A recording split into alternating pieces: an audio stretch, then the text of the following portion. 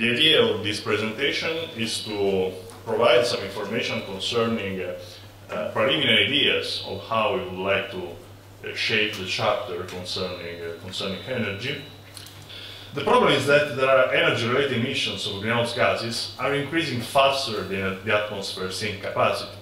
The world needs to transition from a high carbon to low carbon path while still providing the required energy services for inclusive and sustainable growth. So energy is important in order to obtain development, in order to obtain growth, but we have the challenge of climate change, how to reduce emissions.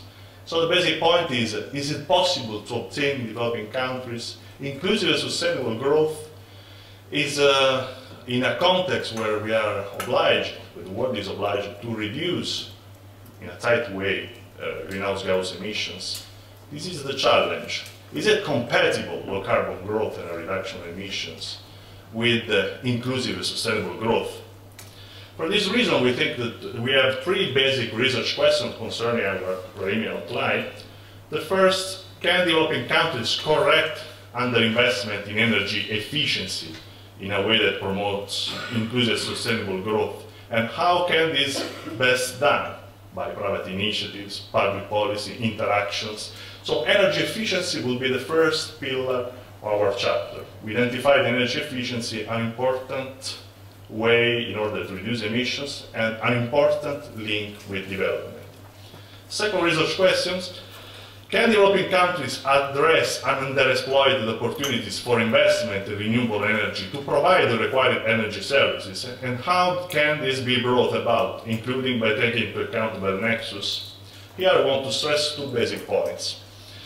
The first is that from our point of view, it's important to investigate as a first step what is really the link between energy efficiency, renewable energy and development. Is it possible to have a triple win-win-win solution from an economic point of view, social point of view, and environmental point of view? What are the situations in which we can have a triple win solution for this, considering just renewable energy and energy efficiency? This is one point, because the chapter is about natural resource management in a context of climate change.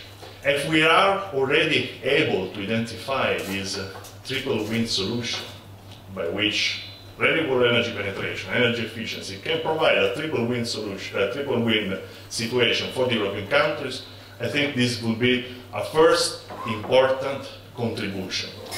Yesterday, Im and Roger tried with tables to investigate economic, social, and environmental sustainability. That's the first thing that a policy analyst tries to do when investigates these issues. Try to investigate which interventions can provide a triple win solution. What are the situations in which we have a 3+ for economic, environmental, and social?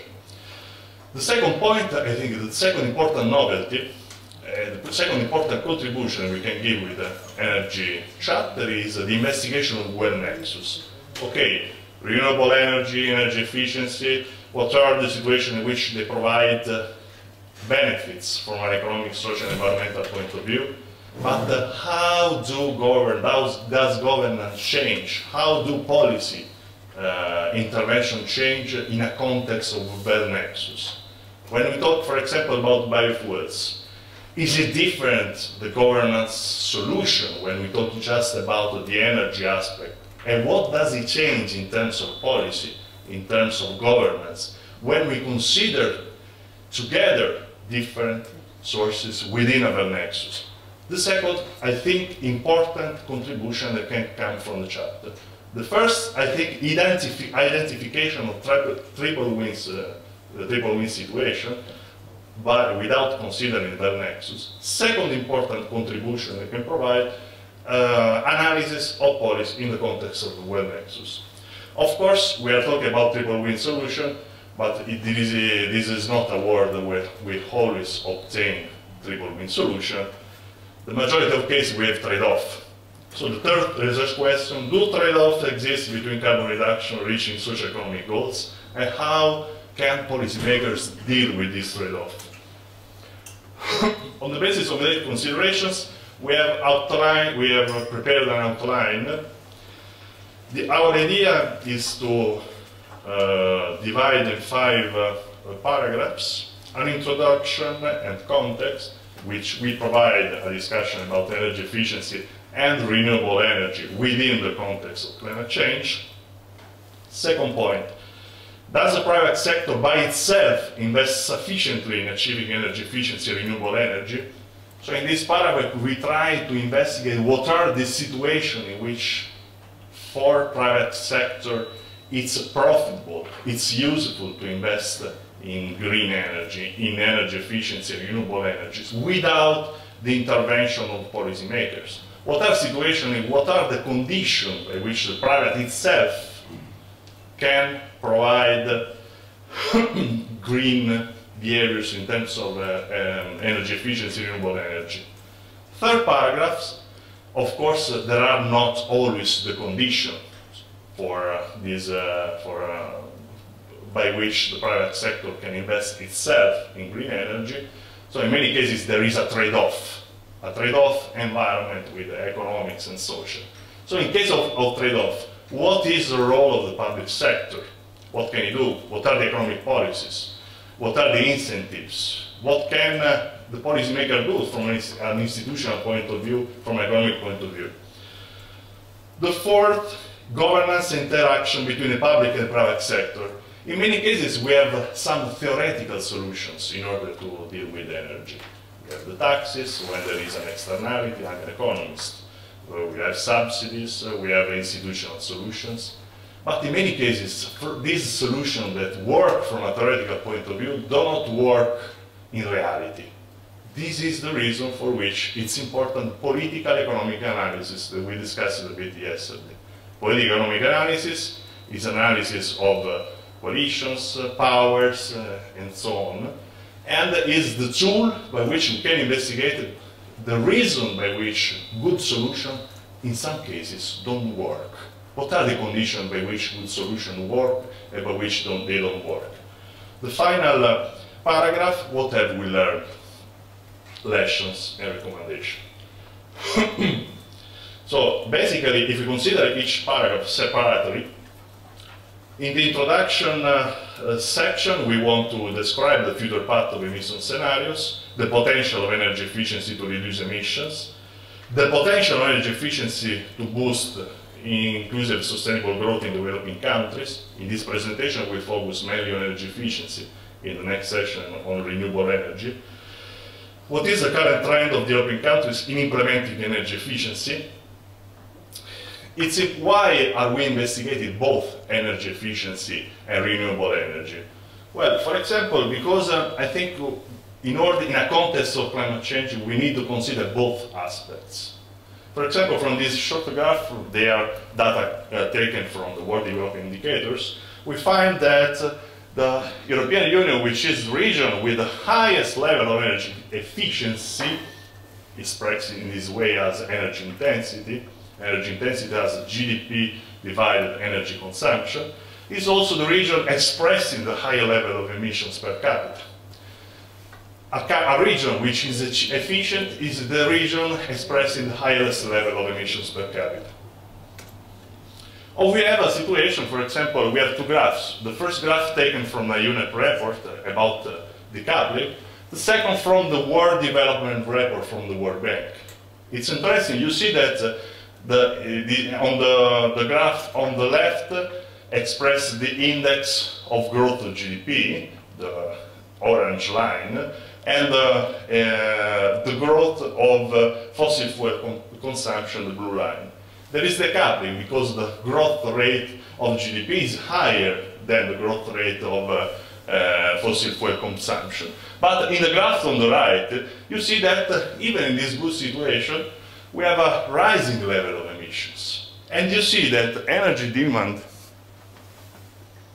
and renewable represent two very important options, crucial options, in order to reach the 2 degrees temperature constraints needed in order to reach a sustainable path in terms of climate change.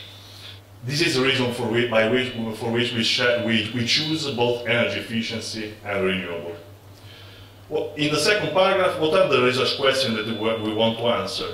So, does the private sector by itself invest sufficiently in achieving energy efficiency? We want to answer questions like, is energy efficiency profitable for firms? Does energy efficiency lead to inclusive sustainable growth? What are the conditions by which energy efficiency is profitable? When energy efficiency is profitable, why does not it happen? Role of the public sector. What do we want to say in this paragraph? What economic policies, taxes, subsidies can be set to improve energy efficiency and inclusive sustainable growth in developing countries? What are the most appropriate rules, regulation, and actors to promote energy efficiency in an inclusive sustainable growth context? What are the policies that can generate a win-win-win solution? With ODI work in a program for a project in Rwanda, where they are implementing through a CDM an electrification program, through high efficiency lab technology. You see inclusive sustainable growth because electrification for people, inclusive, sustainable because they are using efficient slab technology, growth because you are creating infrastructure. A policies with a triple win impact. How can the policymakers remove barriers to the adoption of energy efficiency market failures? Smita can tell something later because she worked also on the Industrial Development Report on energy efficiency and on barriers. How to simulate innovation and technological change? What are the most effective green financing solutions? Here Stephanie can say something later. The political economic analysis, what we expect from the first paragraph. What is the role of political economic analysis to investigate the success of energy policies? What is the role of coalition, distribution of power, power relations in explaining the policy outcomes? Is there a conflict between economic and institutional solutions to govern energy efficiency issues? What are the institutional conditions to promote good solutions for energy efficiency? They are the kind of questions we want to answer in this paragraph. Why we are here, why we ask your opinion about this?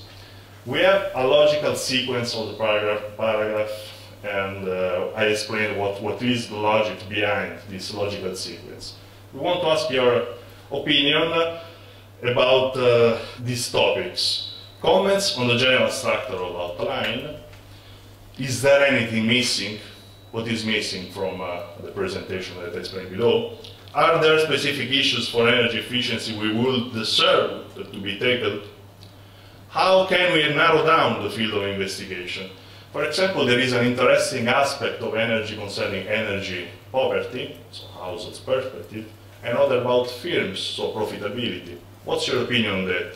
Do you think it's better, for example, also to restrict the geographical area of our investigation, these developing countries versus developing countries?